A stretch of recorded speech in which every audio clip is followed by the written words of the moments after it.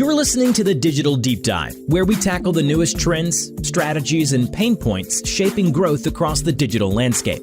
From Amazon and D2C to international expansion, join our host and e-commerce leaders across multiple industries for in-depth discussions on how to maximize your brands in the digital arena. Now, here's your host, Aaron Conant. Well, hello, everybody, and welcome back to the Digital Deep Dive podcast. I'm your host, Aaron Conant, and today we've got a great friend back, Tim Wilson from Product Win.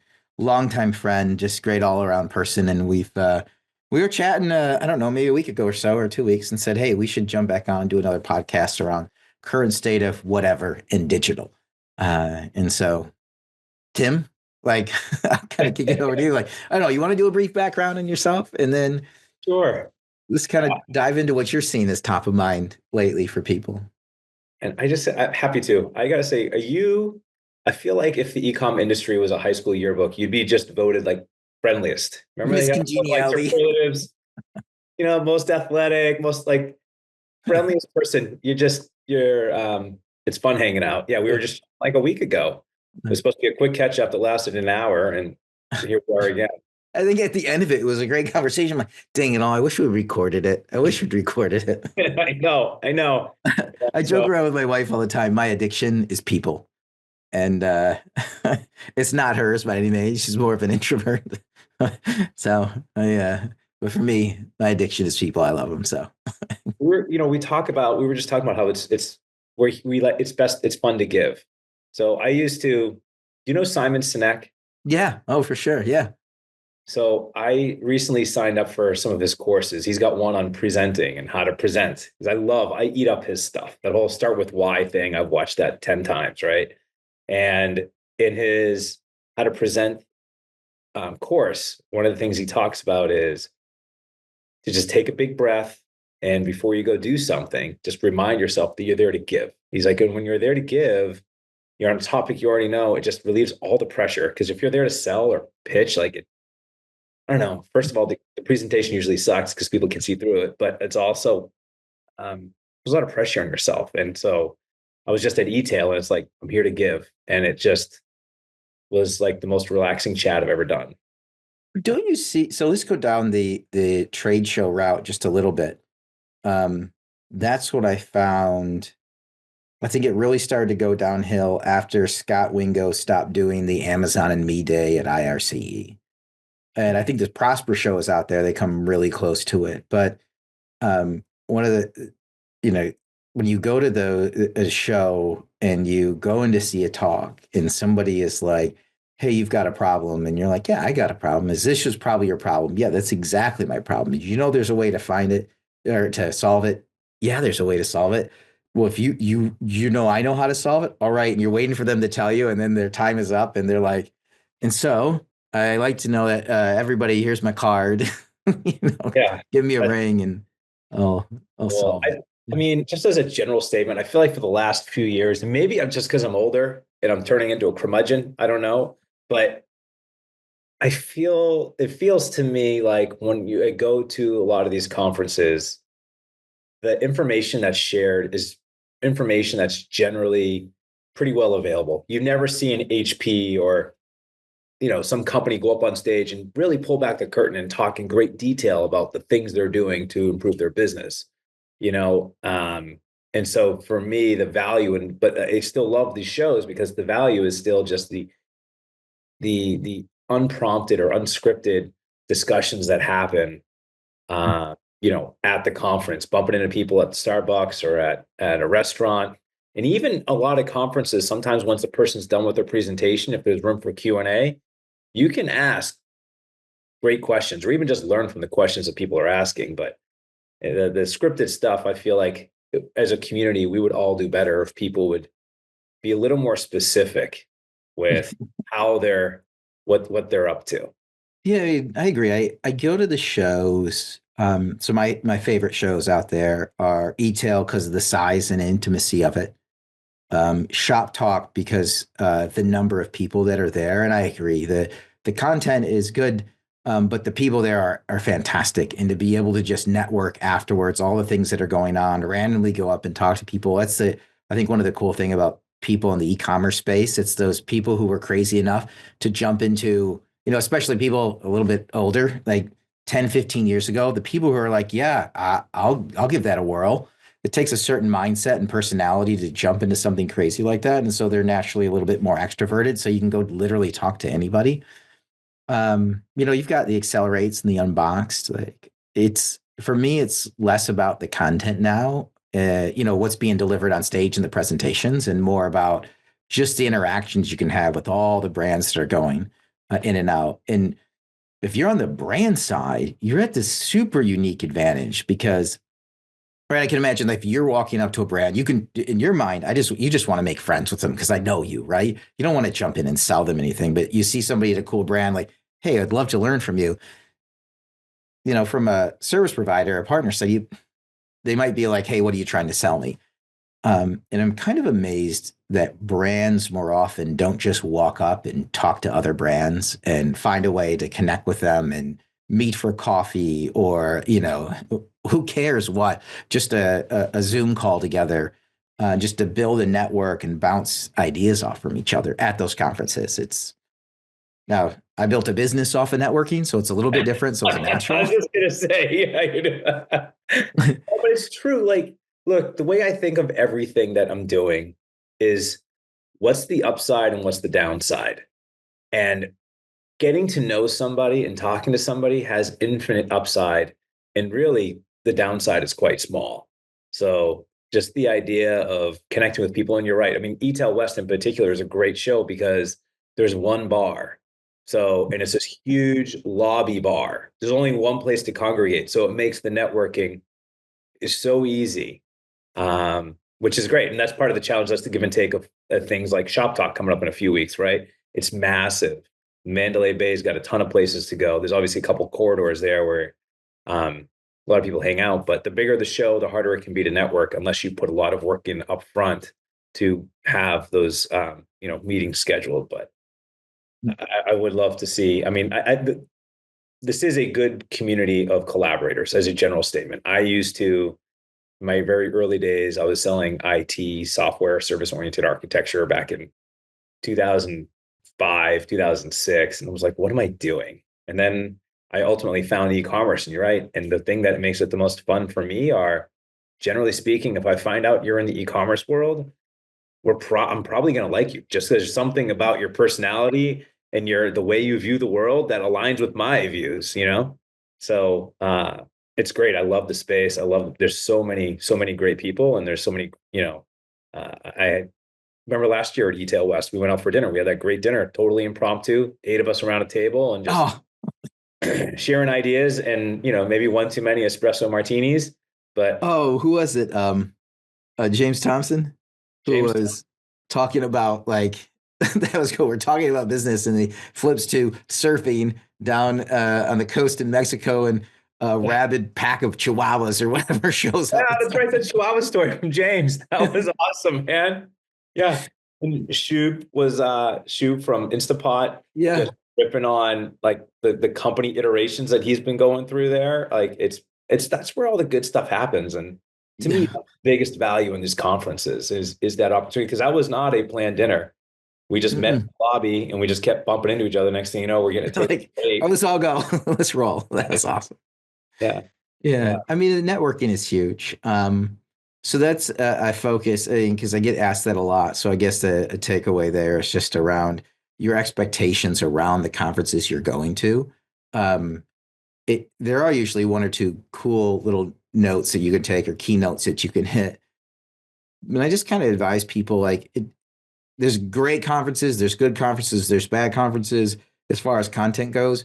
But usually you can look at the quality of the people who are there, and you can make it your own mini conference as a whole. And what did you take away? If you can walk away with 4 or 5 people that you can bounce ideas off from, right? That you can just, randomly give a call, drop once a quarter a connection on. I mean, that stuff is golden. And when you start to, build that over time, where, okay, you go to 3 conferences a year and you grab 4 people, new people. Okay, well, at the end of the year, you should have 12 people. And those 12 people are going to move around. And then the next year, at the end of that year, you should have 24 people. And then you can have 36 people. And then, yes, people are going to go in and out. Sometimes it'll shrink. But I mean, that's kind of was always my goal, is that how many people can I meet that's meaningful, not just a quick, hey, I'm Aaron and move on. But hey, I'm Aaron. Here's what I do. Here's the business I'm trying to build. I'm in OTC pharma. It's really hard on Amazon. It's highly regulated. I'm having an issue with content. I'm having an issue with product pages. I'm having an issue with A plus, those type of things, chargebacks, everything. And I think what I found was like everybody else was having the same issues. Yeah. Look, we're all a product of our experiences. So the more different experiences you can bring into something, the better. Yeah. Actually, in two things that I take away from that, and I'm just jumping, two observations coming out of this past week for me. One, there are AI agents everywhere for commerce. That has just become front and center with AI. And then the second thing is I'm seeing, and I'm curious if you had seen this as well, Aaron, on the brand side, already just a lot of hesitation with their products and product launches and things that are happening because of uncertainty around their cost structures with these tariffs and things of that nature. I know of a few companies in particular that their NPI, their new product introductions that they have planned for the year, are have become a little more tenuous because of the uncertain costs. Have you bumped into any of that at all, or? Yeah, and then I want to go back to the AI like assistants. What were you talking about? AI agents. I'm just AI. like commerce agents that people are plugging into everything from video to. I mean, I was just walking the aisles. We don't do that, but my takeaway from the floor at Etail West is that, first of all, AI is everywhere. It makes me wonder how much of it is AI versus just, you bolded the letters A and I in your logo. And Yeah. agents in particular, chatbots and things of that nature, helping to enable commerce. So let's go through the brand side first, and then I'll kind of give my AI watch outs because Yeah. just talking to a lot of brands that some have been burned and some have had really good success stories and others is kind of mediocre. Um, so from the brand side, new product introductions and new product launches, it's not just on the brand. There's a couple dynamics that are happening. Um, there's also a lot going on with PE and VC money, especially on the PE side. When they took on, the massive acquisitions in late 2020 and into 2021. And I think I've chatted with this, brought this up a couple times on the podcast, which was, when the government prints trillions of dollars, banks loan out money really cheap. And so valuations went through the roof, and a lot of brands, we saw them get acquired. We saw a lot of tech get acquired as well, and a lot of agencies get acquired. The issue that happens at the end is, okay, so we're 5 years in, 4.5 years in. The LPs that have put money into PE, they want their money back. And so budgets across the board have been held up. And then if you stack on, so that's an uncertainty.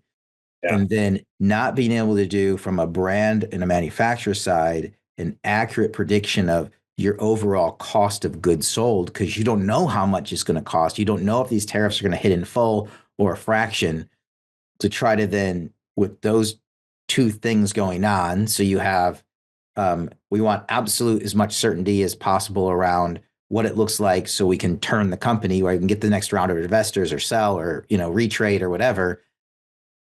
You have all this uncertainty in product cost. And in those times, people hold on to cash and they're waiting to see. It seems to me like end of Q1 is what they're looking for, end of March. And at that point in time, if you don't have your budgets out and your budgets approved, if you don't have those, if you think from a budget, if you're cutting a PO for new materials to come in, if you don't have it by then, you miss the year. Oh, and, yeah. Yeah, that. So what's your hot take then on the industry? Do you think that with all these, fast forward 5 years, do you think like 2026 is going to be the year of more consolidation as people try to exit certain positions? There's going to be there's a lot of money sitting on the sidelines right now, ready to buy distressed assets. Yeah. And so it's a interesting time if you had money. So there's either going to be a lot of down rounds, which are going to have current investors all worked up, or just distressed assets being put on to the market, which in all reality, they are really, really good businesses just with too much debt laid on top of it. That's Yeah. Yeah. I feel lucky. I've done that path before a couple times. Um, Products when we're completely like we're profitable, so we're just not taking on money and just well, sometimes there's tension there because of my desire for more resources and more fuel to grow faster. It's like the give and take of responsible, aggressive growth. yeah, which But got out of hand in late oh, 2020 and into 2021. totally, yeah. Hey, by the way, congratulations to everyone who cashed in that period Yeah, because I know, right? well, you timed the market right. Good on you. Yeah. It's so true. So then let's if we want to move on to the AI piece then, because this what we're talking about here leads into that. So what's happened then is as the PE and VC money dries up, there was, 100 once Chat GPT hit the market, the interest in AI went through the roof. And I often joke that, I could have launched an AI tech company in that little window there because they were just throwing money at everybody. But as the PE VC money dries up in that space, what we get is the real providers sticking around. And then the watch outs around there are number one, the price, because there's a lot that is just the mechanical Turk. Really, they're saying we're AI, but they're not. If they're not solving a problem for you cheaper, less expensive, then they're really just dumping the data overseas overnight for hands-on keyboards, and it comes back fresh in the morning. Which 5 years ago nobody cared about. They just wanted an answer, and they don't really care at the end of the day how you get the answer. E-commerce is blowing up. It was FOMO, of not having the right tech, and so you could go around and demand, as a service provider, higher prices for what you were doing, just covering for manpower overseas. That doesn't cut it anymore. And so if you're not seeing a massive impact on overall costs, then it's probably not real AI and machine learning. Um, the next watch out is just around the fact that a lot of these, let's say AI agents, or what they're doing is they're just plugged into Chat GPT or Perplexity or whatever on the back end. And that's a watch out for a company, because a lot of these smaller ones, if they haven't been around for a while, if they haven't been training their module for 2 years, it's going to be very scary, the outputs that they give. And so you okay, get to the point where it might be flash in the pan. Yeah. so this question, so what's wrong? And I honestly I don't know. Like I'm going, but like you're saying, you have to have trained your models for a couple of years, and I look at things. I feel like maybe I'm wrong. Most companies are just plugging into ChatGPT in some way. What are the downsides there? Um, what's happening with the data, right? Because anything, if you're not on an independent instance, that's a secured instance, that Yeah. what you're putting in gets kicked out to the web. It Yeah. gets fed into the pool of data that can be pulled from. Yeah. Didn't that what happened? Wasn't there some story a couple years ago? I think maybe it was with Jasper. By the way, Jasper, what an amazing company. They were actually the first, and then they came out in whatever that was, September, with all this hoopla. I think they raised $100 million round, an A round, and then ChatGPT was launched in Yeah. December. I feel, Jasper has actually done a great job pivoting since then. I don't know if you've Yeah. seen it, but like, my God, just talking about Yeah. the bolt from under you. But I felt like I read some case about somebody, a major company was putting their marketing plans or product plans into Jasper, only to then find out that it's like getting kicked back out to competitors in the space. We're able to like harvest it in some way. Is that a thing that people are able to do, is like harvest competitive Uh, intel through? yeah, in a way. So, as people were trying to use these independently, right, they would say, okay, I've got to crunch through these product specs and they would upload it into their own personal instance of ChatGPT and say, "Hey, kick me out. What um, what are the key takeaways?" Yeah. Well, when you push that into ChatGPT, it is now embedded in the internet for everybody to pull from. And then based on, remember, because the key to like a ChatGPT or whatever is you use Perplexity or whatever is the prompts that you put in. And the Yeah. more specific you get, the more mining of accurate data you can get back out. And so you can start to look, because it doesn't just get dispersed in there. It still sets as a chunk. Whatever you've uploaded is now a chunk of data that's now ingested out on the web. If somebody can find their way via prompts to grab that and ingest it, it can be bad. I Um, completely agree. I mean, it feels like this is a boost in the arm for all the liberal arts, a Bachelor of Arts kind of degrees that are out there. You're a journalism major. You actually have a potentially great future in the business world with your ability to do like investigative journalism, if you will, and peel the onion and dig down to be more specific with those prompts. It's a talent that is not, or a muscle that's not very, very strong in a lot of people I see.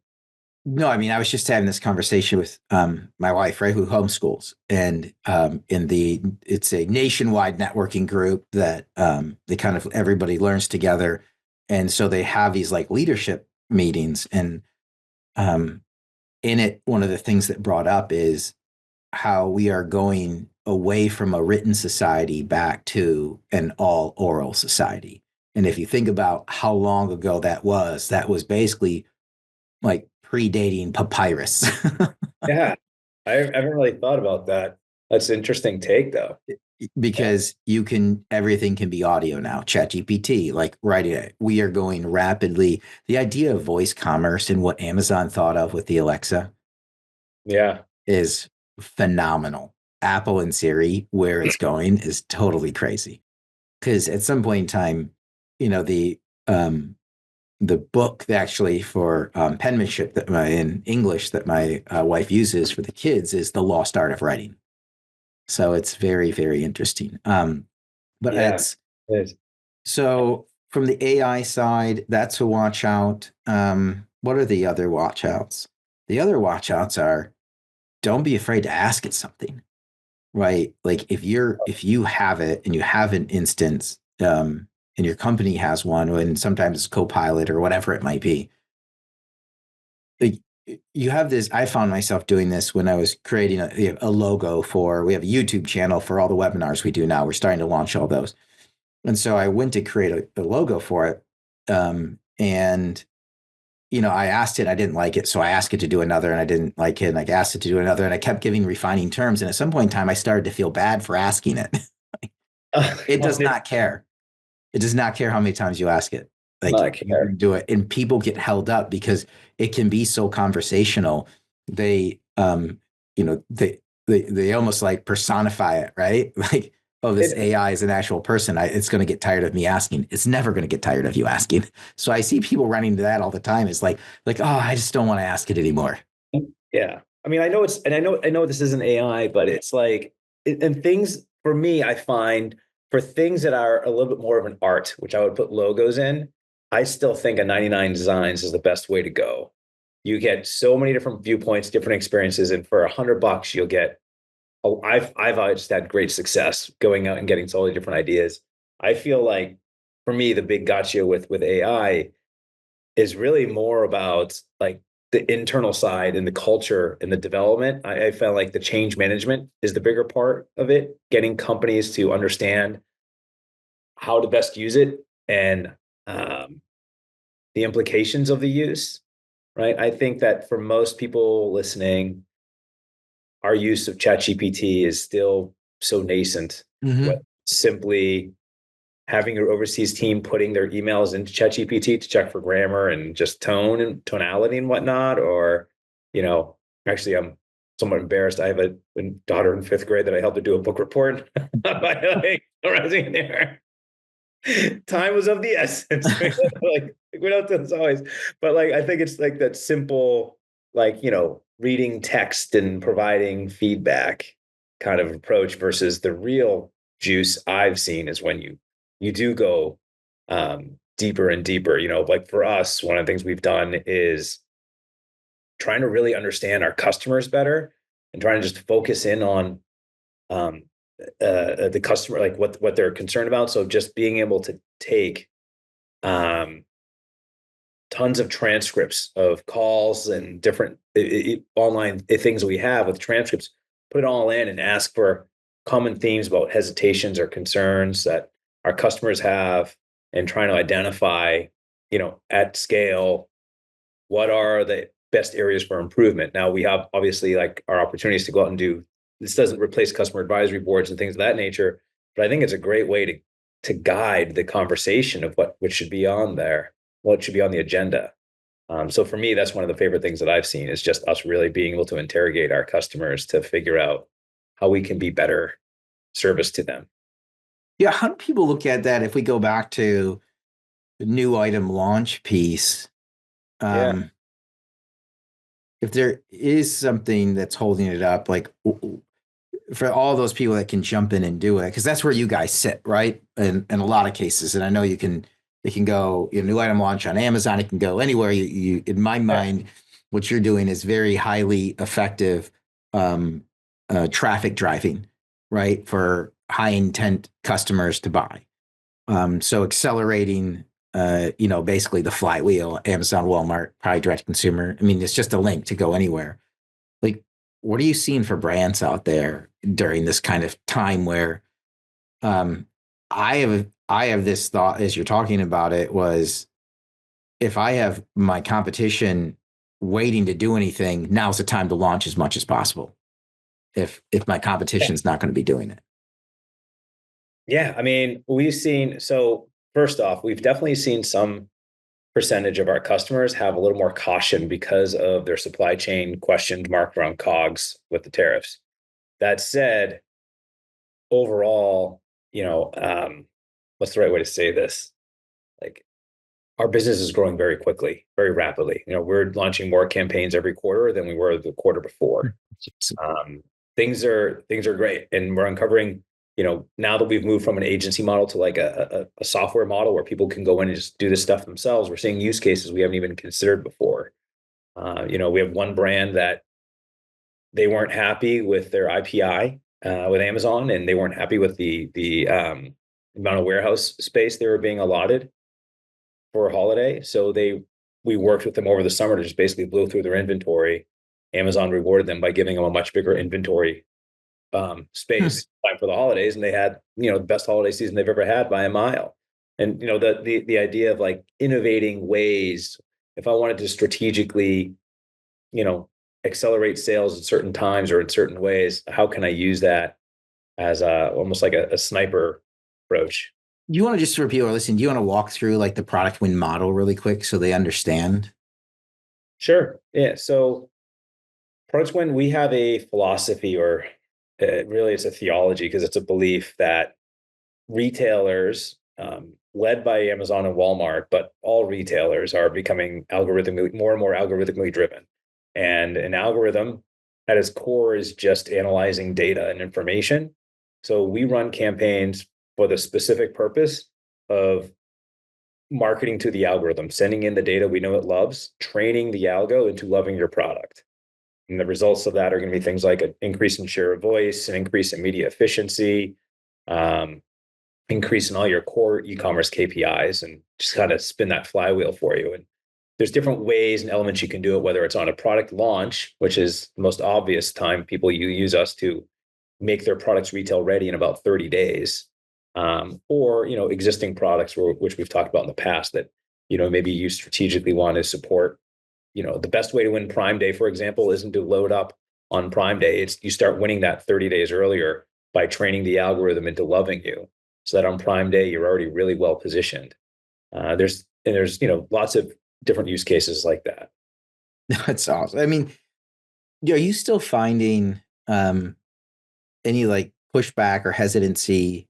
I mean, I did this, just at Perigo, around executives not quite understanding that, because in the past, right, a Black Friday, in a store, it's your discount and your inventory in the store on that day or those 5 days or whatever, not necessarily online, where these ideas that with Amazon, you can't just stock up Amazon like you're saying on, Prime Day or whatever Prime Week it is now to just, if you have a huge markdown, that all of that work goes into everything ahead of time to get the traffic to a page, the organic search to the top.